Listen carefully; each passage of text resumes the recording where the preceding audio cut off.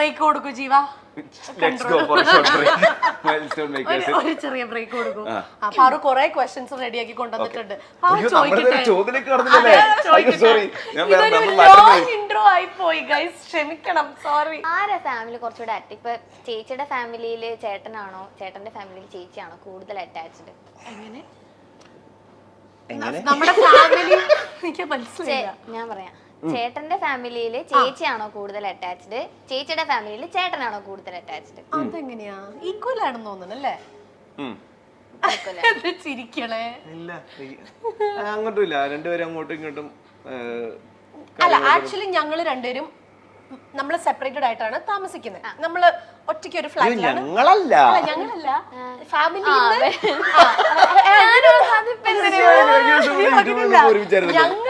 നമ്മുടെ ഫാമിലിയിലല്ല താമസിക്കുന്നത്. എന്റെ മമ്മി ഡാഡി വേറെ താമസിക്കുന്നത്, ജീവയുടെ പേരൻസും പേരന്റ് ഹസൻ മോം ആൻഡ് ബ്രദർ വേറെ താമസിക്കുന്നത്. അപ്പം ഞങ്ങൾ അങ്ങനെ എപ്പോഴും വീട്ടിലൊന്നും പോവാറില്ല. ഞാൻ എന്റെ വീട്ടിലും പോകല് ഭയങ്കര കുറവാണ്, ജീവയുടെ വീട്ടിലും പോകുന്നത് ഭയങ്കര കുറവാണ്. പിന്നെ വർക്ക് ഒക്കെ ഉള്ളതുകൊണ്ട് പോവാനും പറ്റാറില്ല.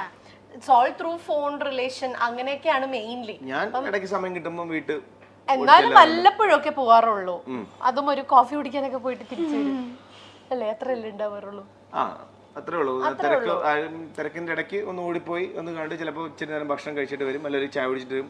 ചായ ഇട്ട് വെച്ചോ, അത് എത്തി. പിന്നെ കുറച്ച് വർത്താനൊക്കെ പറഞ്ഞു. പിന്നെ അനിയനുണ്ട് അവിടെ, അനിയൻ ഉള്ളതുകൊണ്ട് കുഴപ്പമില്ല, അവൻ നോക്കിക്കോളൂ എല്ലാരും.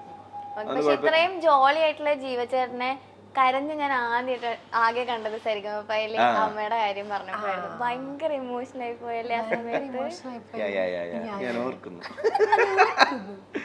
അത് ഈ കൂട്ടത്തിൽ ഏറ്റവും ഇമോഷണൽ ആയത് ആള് അക്ബർ എന്ന് പറഞ്ഞു വന്നിട്ടാണ്. ഞാനവിടെ കിടന്ന് കരഞ്ഞ് മെഴുകി അവനെ സമാധാനിപ്പിക്കാൻ പോയാ എന്നെ സമാധാനിപ്പിക്കാൻ.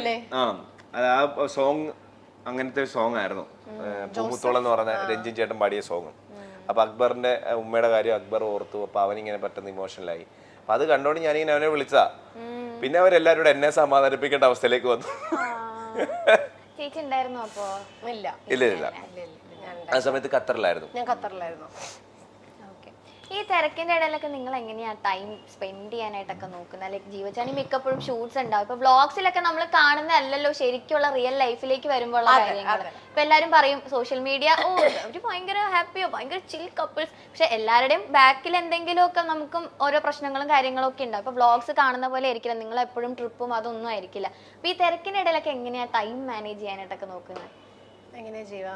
ഞാൻ ഷൂട്ടില്ലാത്ത ദിവസം ഫ്ലാറ്റിലുണ്ടെങ്കിൽ ഞാൻ അവിടെ ഉണ്ടാവും. ഷിറ്റുവിന്റെ ഷൂട്ട് അവിടെ നടക്കുന്നത്. ഞാൻ പിന്നെയും മൂവിക്കൊക്കെ പോകാൻ ഭയങ്കര ഇഷ്ടമാണ് ജീവയ്ക്ക്. എനിക്ക് ഇപ്പോഴാണ് റീസെന്റ് എന്തോ അങ്ങനെ ഒരു സിൻഡ്രോം പിടിപെട്ടിട്ടുണ്ട്.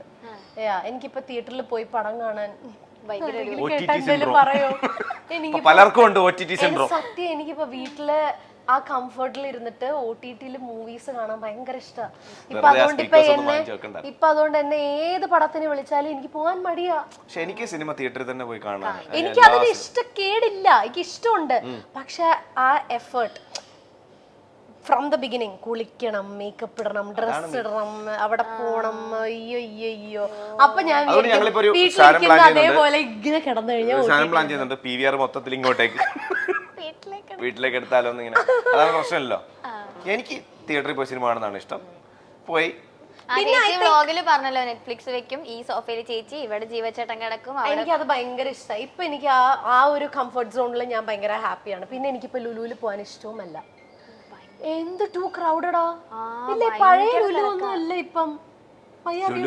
മാറിപ്പോയെന്ന്. ലുലു വലിയ ആളായില്ലേ, ലുലു വല്ലാണ്ട് മാറിപ്പോയില്ലേ. പണ്ട് എന്റെ one of the favourite spots in Kochi ആയിരുന്നു ലുലു. ഇപ്പൊ പക്ഷെ ലുലു എനിക്ക് ഭയങ്കര സഫോക്കേഷൻ. കഴിഞ്ഞ ദിവസം ചോദിച്ചു നോക്ക്, അറിയോ അവിടെ വെച്ച് ചേച്ചിനെ സ്പോട്ട് ചെയ്തേ ഇന്ന് പറഞ്ഞ തോമസ് ഉണ്ടായിരുന്നു ലുലുല്. ഞാൻ കുറെ പേര് കണ്ടിട്ടുണ്ട്. പക്ഷെ എനിക്കിങ്ങനെ എനിക്ക് അറിയത്തില്ല, എനിക്ക് അങ്ങനെ സഫോക്കേഷൻ വരും. ഒരുപാട് തിരക്കിന്റെ ഇടയിൽ പോകുമ്പം, ഈ ഉത്സവത്തിന്റെ ഇടയിലൊക്കെ പോകുമ്പോൾ സഫോക്കേഷൻ ഇല്ലേ, അതെനിക്ക് വരും. അതാണോന്ന് എനിക്കറിയില്ല. അതെന്നെ ക്രൗഡ് കാണുമ്പോ എനിക്ക് ബ്രീതിങ് കിട്ടൂല, എനിക്ക് അങ്ങനെ ടെൻഷൻ വരും. അപ്പൊ ഞാൻ കഴിഞ്ഞ ദിവസം ഹൈപ്പർ മാർക്കറ്റിൽ കയറി. ഞങ്ങള് വീട്ടിലേക്കുള്ള സാധനങ്ങൾ എടുക്കുന്നത് നോർമലി ഹൈപ്പർ മാർക്കറ്റിൽ നിന്നാ. അപ്പൊ ഹൈപ്പറിൽ ചെന്ന് ഞാൻ കയറി കഴിഞ്ഞപ്പോ ജീവ എനിക്ക് ശ്വാസം കിട്ടുന്നില്ല, നമുക്ക് ഇവിടെ ഇറങ്ങാം എന്നൊക്കെ പറഞ്ഞിട്ട് ഞാൻ ഇറങ്ങി. തള്ളല്ലേ കൂറ്റിട്ടൊക്കെ വിളിക്കാതെ ചുമ്മാ തള്ളല്ലേ ഞാൻ അങ്ങനത്തെ ഒരു സിറ്റുവേഷനിൽ പോയി ഇരുന്ന് തള്ളുവാ. വിഷമം പറയുമ്പോ എനിക്ക് ഒരു പ്രശ്നമില്ല. ഞാൻ ഇതാണ് ഇയാളുടെ കുഴപ്പം. ഈ വൃത്തികെട്ടവന്റെ കുഴപ്പം ഇതാണ്. മാറോ കൈ ഇവിടെ കുറച്ച് കാലിന്ന് വിടറോ കൈ കാലിന്ന് കൈ എടുക്കണോ വേണ്ട. ഞാനൊരു ലുലു ഇട്ടെ വീട്ടില് ഹൈപ്പർ മാർക്കറ്റ്. ഒരു പ്രശ്നമില്ല. എനിക്ക് ആൾക്കാർ ഉള്ളതാണ് എനിക്ക് സന്തോഷം. അയ്യോ ജീവ എൻജോയ്സ് ദാറ്റ്. ഞാൻ കണ്ടിട്ടുണ്ട് ജീവ തിരക്കിന്റെ ഇടയിലൊക്കെ ഇരുന്നിട്ട് ജീവ അങ്ങ് എൻജോയ്. എനിക്ക് ഇപ്പം ആദ്യമൊക്കെ കുറച്ച് പേര് അറിയുന്നത് ഇപ്പൊ കുറെ കൂടെ ആൾക്കാർ അറിയാം. അപ്പൊ അവരൊക്കെ വന്ന് സംസാരിക്കുന്നതും ഫോട്ടോ എടുക്കുന്നതും എനിക്ക് ഭയങ്കര ഇഷ്ടമാണ്. ഞാൻ ഭയങ്കരമായിട്ട് എൻജോയ് ചെയ്യും. അതൊരു എത്ര തിരക്കുണ്ടെങ്കിൽ ചിലപ്പോൾ ലാസ്റ്റ് മിനിറ്റ് പീവേറിലൊക്കെ ഓടുന്ന ഗ്യാപ്പിലാണെങ്കിലും ഇങ്ങനെ കാണിച്ച് ഓടുന്ന ഗ്യാപ്പിലാണെങ്കിലും ഒരു സെൽഫിക്കൊക്കെ നിന്നോടുന്ന എനിക്ക് ഭയങ്കര ഇഷ്ടമാണ്. കാര്യം ഈ പറഞ്ഞ പോലെ നമുക്ക്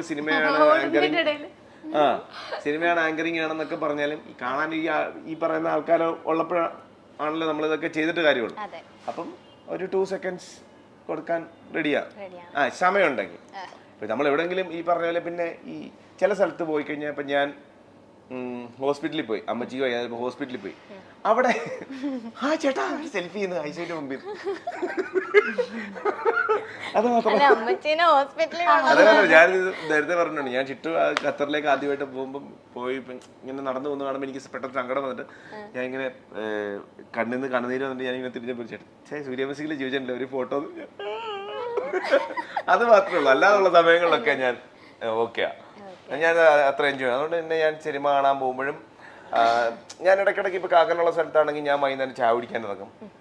അത് നോർമൽ നമ്മുടെ ഈ പറഞ്ഞ വഴിയോരം അങ്ങനെയുള്ള സ്ഥലത്ത് ചായ കുടിക്കാൻ എനിക്ക് ഭയങ്കര ഇഷ്ടം. ആൾക്കാരോട് സംസാരിക്കാനും നമുക്ക് അറിയാൻ പറ്റില്ല. ഞാൻ ജീവയുടെ ഏറ്റവും വലിയ ആഗ്രഹം ഒരു KSRTC പ്രൈവറ്റ് ബസ്സിലോ കയറണം. അതാണ് ഇപ്പോഴത്തെ ഏറ്റവും വലിയ ആഗ്രഹം. കഴിഞ്ഞ ദിവസം എന്നോട് പറഞ്ഞു എനിക്ക് ബസ്സിൽ കയറണം. ഞാൻ സൂര്യ മ്യൂസിക്കിൽ ഉണ്ടായിരുന്ന സമയത്ത് ഞാൻ എൻ്റെ നാടായ മാവേലിക്കരയിലേക്ക് പോകുന്നതും വരുന്നതും ഒക്കെ ബസ്സിലായിരുന്നു. ഞാൻ വൈകിട്ടത്തെ ഷോ കഴിഞ്ഞിട്ട് ഞാൻ KSRTC ബസ്സിന്റെ സൈഡിൽ കയറിയിരിക്കും. ഹെഡ്സെറ്റ് ചിലപ്പോൾ പാട്ട് വെക്കും, അല്ലെങ്കിൽ ഇങ്ങനെ ഇരുന്ന് ചിലപ്പോൾ ഉറങ്ങും. അപ്പോൾ ഈ കാറ്റൊക്കെ അടിച്ച് ഞാൻ അവിടെ ചെന്നിറങ്ങും. മാവേലിക്കരയിലെ ഫ്രണ്ട്സ് ആരെങ്കിലും പിക്ക് ചെയ്യാൻ വരും, വീട്ടിലോട്ട് പോകും. തിരിച്ച് ഒന്നെങ്കിൽ ഞായറാഴ്ച പോയിട്ടോ അല്ലെങ്കിൽ തിങ്കളാഴ്ച വെളുപ്പിനോ ഇതേപോലെ തന്നെ അങ്ങനെ കണ്ടിന്യൂ എല്ലാ ദിവസവും പോയി വന്ന്. അപ്പച്ചന് വയ്യായിരുന്നു, അപ്പൊ എല്ലാ ദിവസവും പോയി വന്ന ദിവസങ്ങളും ഉണ്ട്. അപ്പൊ അത് കുറെ നാളായി. അപ്പൊ എനിക്കൊന്ന് പോയാൽ കൊള്ളാന്നുണ്ട്. ട്രെയിനിൽ കയറിയാൽ കൊള്ളാന്നുണ്ട്. ഓ പിന്നെ അവനിപ്പോ ചോദിക്കും, ഓ ഇവനാരടാ. ഇപ്പൊ നമുക്ക് എല്ലാവർക്കും ബൈക്കും കാറും ഒക്കെ ഉണ്ടല്ലോ. അപ്പൊ ഒത്തിരി നാളായി ബസ്സിൽ കയറിയിട്ട് അപ്പൊ ബസ്സിൽ കയറണം. അതൊരു മോശമായിട്ടൊരു ആഗ്രഹം എനിക്ക് തോന്നുന്നില്ല അല്ലേ? പിന്നെ അല്ല, അങ്ങോട്ട് പറഞ്ഞു കൊടുക്കുക. ഈ ജാടയാന്നൊക്കെ പറയുന്നവരോടൊക്കെ എന്താ ചേട്ടാ പറയാനുള്ളത്? എനിക്ക് ജാടയാണെന്ന് പറയുന്നവരോടാണ്, അത്രേ ഉള്ളൂ.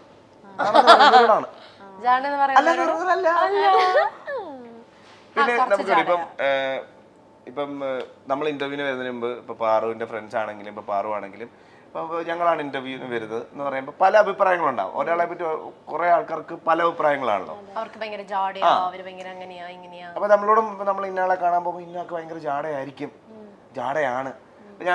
ഞങ്ങൾ പറയുന്ന കാര്യമുണ്ട്, ആ ആള് നമ്മളോട് എങ്ങനെയാണോ അതാണ് നമുക്ക് ആള്. ഇപ്പൊ ബാക്കിയുള്ളവർ എന്ത് പറഞ്ഞാലും കുഴപ്പമില്ല. ഇപ്പം പുറത്തോട്ടൊക്കെ ഇറങ്ങി നോക്കുമ്പോൾ പാറു എന്തൊരു ഭയങ്കര മോശം, ഭയങ്കര ആരെയും ബഹുമാനം ഇല്ല, ഒരുമാതിരി ചോദ്യങ്ങളൊക്കെ ചോദിക്കുന്നു.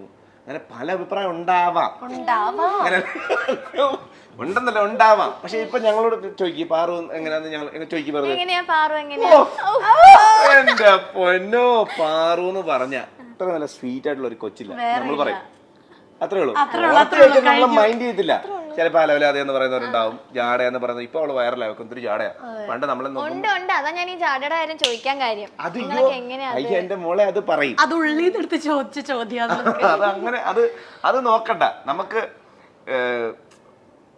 പഴയ ആൾക്കാർ പറഞ്ഞിട്ടുണ്ട്, 1000 കുടത്തിന്റെ വാ മൂടിക്കെട്ടാം, ഒരു മനുഷ്യന്റെ വാ മൂടിക്കെട്ടാൻ പറ്റത്തില്ലെന്ന് പറഞ്ഞു കേൾക്കുന്നുണ്ട്. അതേപോലെ നമ്മൾ ഒരു ദിവസം 1000 പേരെയും 2000 പേരെയും കാണും. അവർക്ക് എന്ത് വേണേ പറയാം, അവരെന്ത് വേണേ പറഞ്ഞോട്ടെ. ഓക്കെ, നമ്മൾ എങ്ങനെയാണോ അങ്ങനെ ആയിരിക്കും, അങ്ങനെ തന്നെ പോവാം. ജാടയാണോ ആണോ എന്ത് തോന്നുന്നു? ചെറിയ ജാടയുണ്ട്, കണ്ടുപിടിച്ചു. പിന്നെ നമ്മുടെ സീനിയേഴ്സ് തന്നെ പറഞ്ഞു കേട്ടിട്ടുണ്ട്, ജാട എന്നുള്ള പേരുമാണ് ആക്ച്വലി നല്ലതാ. അതങ്ങനെ പിന്നെ പ്രശ്നമില്ലല്ലോ. ഓൾറെഡി അവൻ ചാട അഹങ്കാരി എന്ന് പറഞ്ഞാൽ ഓക്കെ, അതാണ് നല്ലത്, വേറെ പ്രശ്നമില്ല. കുറച്ച് വിഷി വീഡിയോ എങ്കിലും കുറഞ്ഞു കിട്ടും.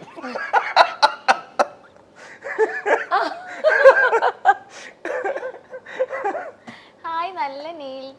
ഓ താങ്ക് യു. തിരിച്ച് പറയാനാണോ? നല്ല വാച്ച്. നല്ല വാച്ച് പറയല്ലേ, കാണിച്ചു ചേട്ടന്റെ. എനിക്ക് എന്റെ സാധാരണ നഖം വളരുന്ന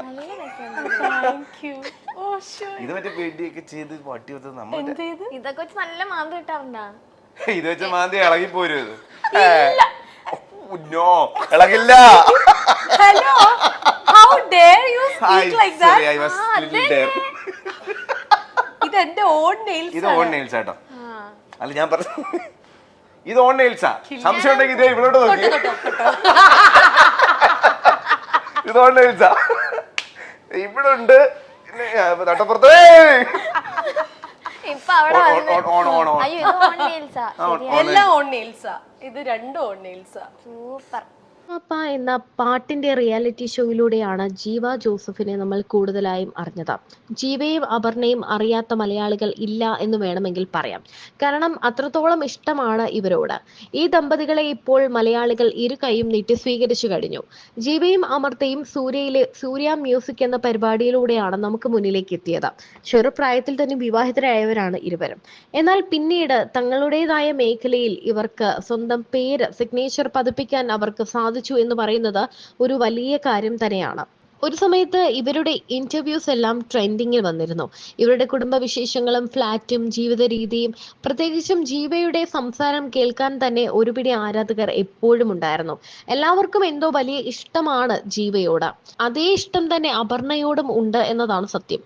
തങ്ങളുടെ വിശേഷങ്ങൾ പറഞ്ഞ് ഇരുവരും എത്തുമ്പോൾ എപ്പോഴും കാണികൾക്ക് സമയം പോകുന്നത് പോലും അറിയാറില്ല. ഇവരുടെ ഇന്റർവ്യൂ എടുക്കുമ്പോൾ തന്നെ നമ്മൾ എത്ര നേരം വേണോ കണ്ടിരിക്കും എന്നതുപോലെ തന്നെയാണ്.